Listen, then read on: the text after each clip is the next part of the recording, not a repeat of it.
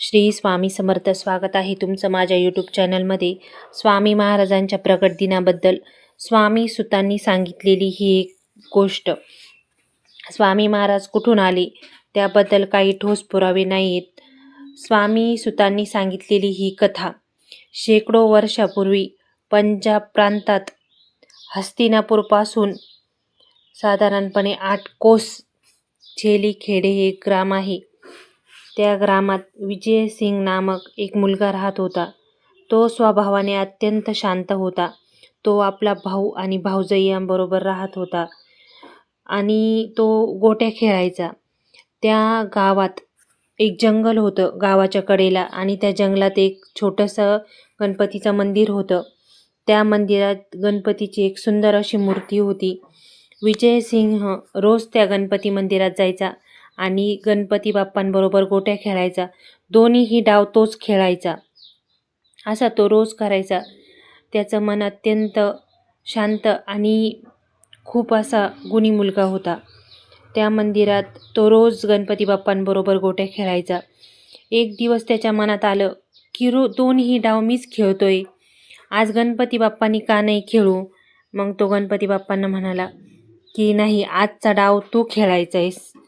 पण त्याचा तो मिश्किल स्वभाव पाहून देवाला असं वाटलं की मी याला दर्शन देणं भाग आहे. म्हणून एक दिव्य प्रकाश त्या मंदिरात पडला आणि तिथून एक दिव्य पुरुष बाहेर आला त्या गणपती मूर्तीतून आणि त्यांनी त्या विजयसिंहाला आशीर्वाद म्हणून त्या गोट्या दिल्या आणि त्याला पुन्हा भेटेल असं वचन दिलं आणि तो प्रकाश तिथून गेला. आता ह्या गोष्टीचा आणि स्वामी सुतांचा काय संबंध? तर एकदा स्वामी महाराजांच्या मांडीवर बसलेले होते आणि स्वामी सूत विचार करत होते की मीच का निवडला असेल, स्वामींनी मलाच का त्यांचा सूत निवडला असेल, किंवा मी अशी कोणती पुण्याई केली होती की स्वामी महाराजांनी मला त्यांचा सूत म्हणून घेतलं. त्याच्या मनात असा विचार आल्यानंतर स्वामी म्हटले, अरे माझं हे एवढं मोठं पोट बघ आणि याच्यावरून हात फिरव. स्वामी सुतांना काही कळेना, पण त्यांनी महाराजांच्या पोटावरून हात फिरवला आणि डोळे बंद केले. डोळे बंद केल्यानंतर त्यांना आपले काही जन्म दिसले.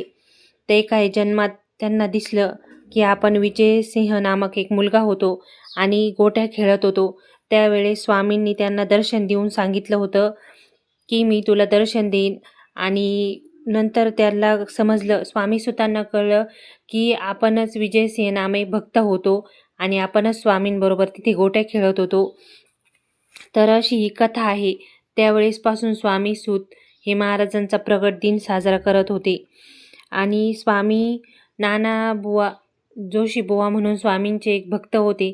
त्यांनी महाराजांची पत्रिका बनवली होती आणि त्या पत्रिकेवरूनच आज आपण स्वामींचा प्रगट दिन हा साजरा करतो. तुम्हालाही जर ही कथा आवडली असेल तर चॅनलला सबस्क्राईब करा आणि कॉमेंटमध्ये श्री स्वामी समर्थ नक्की लिहा. तुमचा दिवस आज स्वामीमय आनंदात जावो. स्वामी तुमच्या सर्व इच्छा चांगल्या पूर्ण करोत हीच महाराजांचरणी प्रार्थना. श्री स्वामी समर्थ.